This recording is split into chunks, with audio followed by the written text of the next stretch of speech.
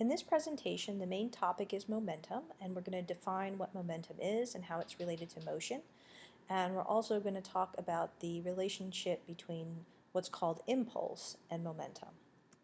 So momentum is related to the motion of an object, and so some of the previous topics that we talked about when we talked about motion were things like distance covered, displacement, the speed of an object, the velocity, its acceleration, and also force that's applied on an object.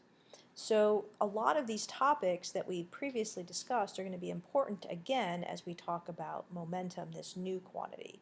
And so as we talk about momentum, we're going to talk about the relationship, this impulse-momentum relationship. We'll talk about that a little bit later. We're also going to talk about conservation of momentum. So anytime a quantity in nature is conserved, it's important to understand why it's conserved and how we can use this idea of conservation of momentum to better our understanding of what's going on. So in terms of momentum, the definition of momentum is that momentum, which is written as a p, is equal to the mass of an object times its velocity.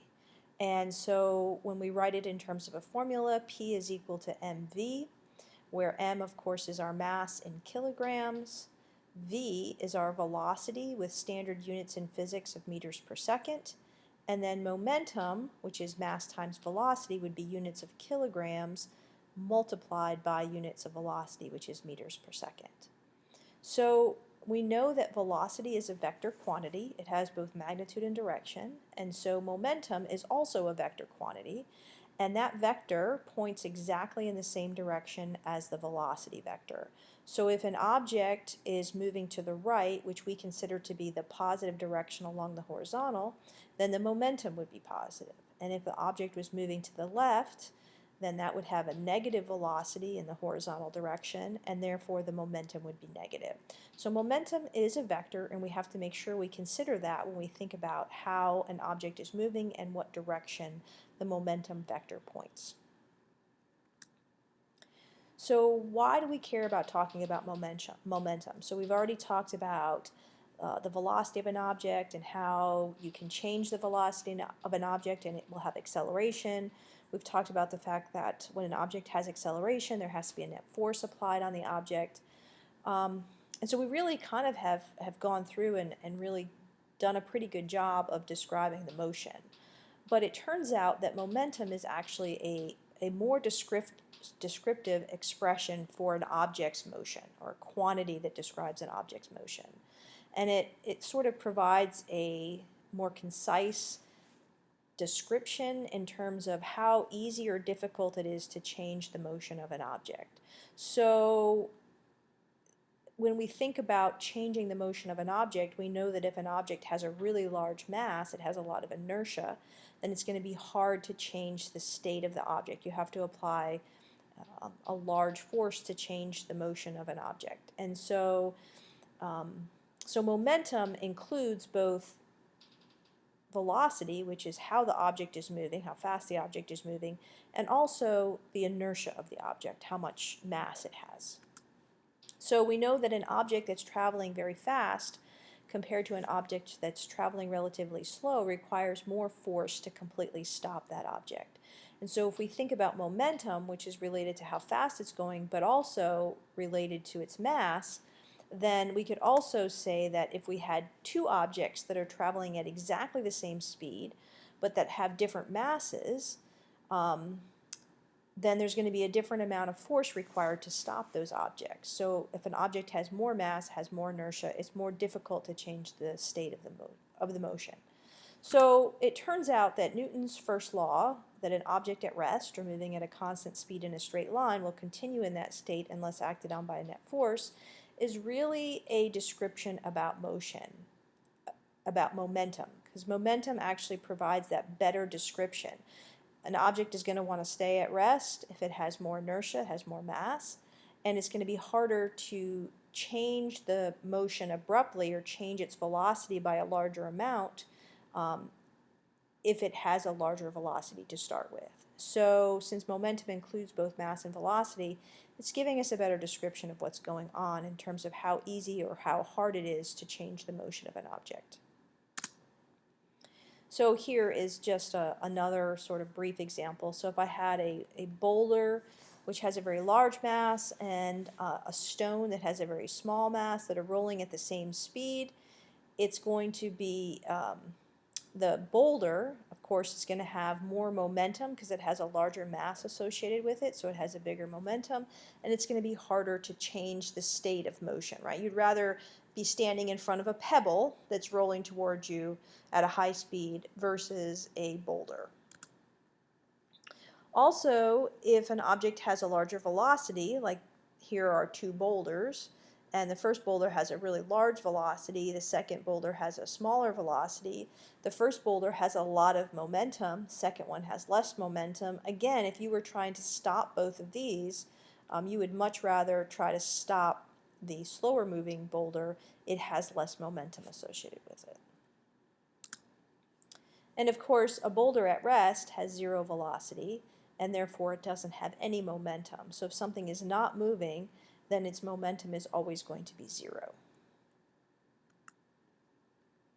So again, Newton's first law is all about momentum. It's often called the law of inertia, and inertia, of course, is related to an object's mass, and momentum includes both the mass and the motion of the object in terms of its velocity. So let's do a quick calculation. Suppose that I want to know what is the momentum of a logging truck which has a mass of 15,000 kilograms and it's traveling at 25 meters per second in the positive direction. And 25 meters per second is about highway speed. So if I wanted to calculate the momentum of that truck, it would be the mass of the truck times its velocity, and I would end up with 375,000 kilograms meters per second. Suppose I wanted to compare the momentum of that truck to the momentum of a compact car that has a mass that's only 1,500 kilograms, traveling at exactly the same speed in the positive direction. So if I calculate the momentum of the car, which is the mass times the velocity, is 37,500 kilograms meters per second. So the difference between their masses is a factor of 10.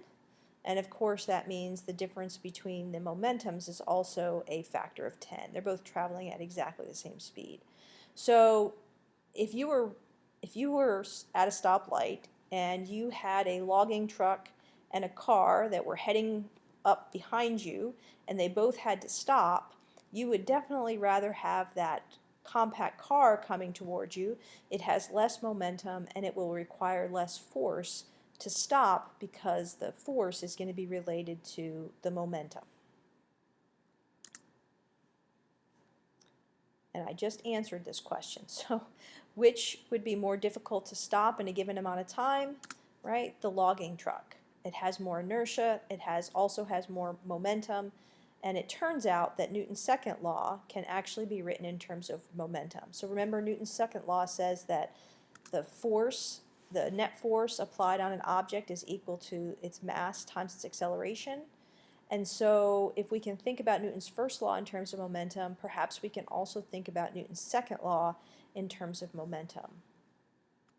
So if we go back to our definition of acceleration, which is that the acceleration is the change in velocity, final velocity minus initial velocity divided by the time, and we plug that in for the acceleration. So I'm going to take and plug that value in here. The net force is then equal to the mass times the change in velocity over the time. I'm going to factor that mass through, and it's going to be mass times final velocity minus mass times initial velocity. That's just doing a little bit of algebra, divided by the time. So the net force is equal to mv final minus mv initial over t, time. And we know that mass times velocity is defined as momentum. So this is saying that the net force on an object is equal to the final momentum minus the initial momentum divided by the time. Or, more specifically, the net force is equal to the change in momentum of an object divided by the time. So if you want to change the momentum of an object, you're going to have to apply a force, and the amount of force you have to apply is going to depend on how much time you want to actually cause that motion to change. Does it require a lot of time to change the motion, or does it does it require a little bit of time?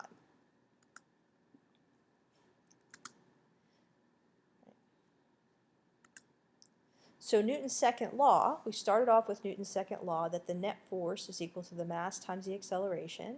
And what we've done is we've rewritten Newton's second law over here, and which says that the net force can be written as the change in momentum over the time. So Newton's second law is now can be stated that if a net force acts on an object, the object's momentum changes according to how long the force is applied. So both of these are accurate expressions for Newton's second law. This is where we started, and now we're saying that we can write Newton's second law in terms of momentum instead of acceleration and mass. So just to make sure that we're clear on what everything means, the sum of the forces is the net force acting on an object. I have to sum up all those forces that are acting. T is the time interval that the force is applied. The units for that are seconds.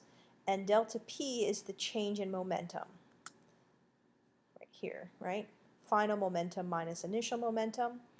We often will write this expression so that we don't have a fraction. So if we multiply both sides of this equation by time, we get that the change in momentum of an object is equal to the net force applied multiplied by the time. So if we look at this expression and we reread Newton's second law written in terms of momentum, if a net force acts on an object, here we go, there's the net force, the object's momentum change, that's right here, it changes according to how long the force is applied. So here's the net force. The longer that I apply that net force, the greater the change in momentum is going to be. In other words, if this time is big, then the change in momentum will also be large.